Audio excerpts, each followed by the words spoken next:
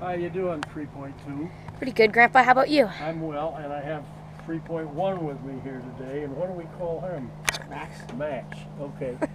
I wanted to show how I got involved with what I call branch spinners.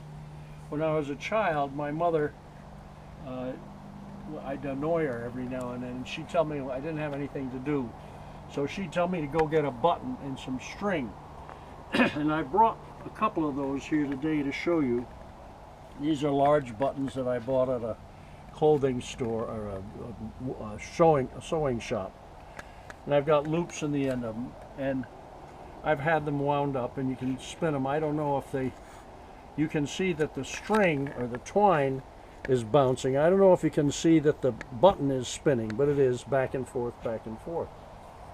And with a button, you don't have to be as cautious as you do about stopping it if you're going to leave it wound up as you do with a wooden piece. Now this piece, this button here, the only real difference is the color of the button. It's about the same size, and I put handles on it because I find that the string wound around my fingers, if I'm pulling, after a while it starts to hurt a little bit. So I think handles are a good idea. I've experimented with a variety of handles, and I'm pleased with this kind. Now this last piece, this is a piece of Osage orange. It's also called Bodark. It's an old part of an old rotten fence post. And here is a branch spinner that I have made from this old salvaged piece of wood. You can see this fits on there perfectly. This was just the extension of it. And you can see these valleys here that I have had to clean out, and the handle's made from the same stuff. 3.1, you want to run this thing? Sure. Okay. Be careful, don't hit Max. Oh, there he goes. Now what's the difference between this piece of wood spinning and the button spinning? What do you see as a difference? The wood is, since it's heavier than the button, it's harder to spin. Yeah. How about the smoothness of the spinning? It's more, I don't know what. Less smooth? Yeah, it's less smooth than the And button. why do you think that is?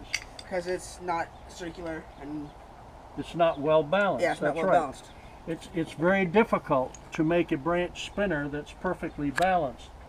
What I do when I get it down finished as much as I can, I don't know 3.2 if you can see this, but right inside there, between the holes, there's a little X. I see that.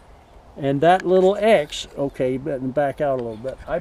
Before I put the twine on it, I balance it on top of a little tool that I have, and then I can press the branch spinner body down on the tool, and it makes a little mark there.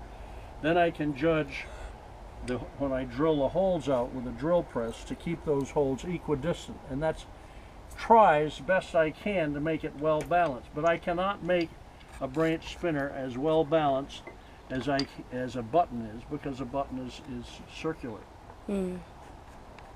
That's it for today, guys.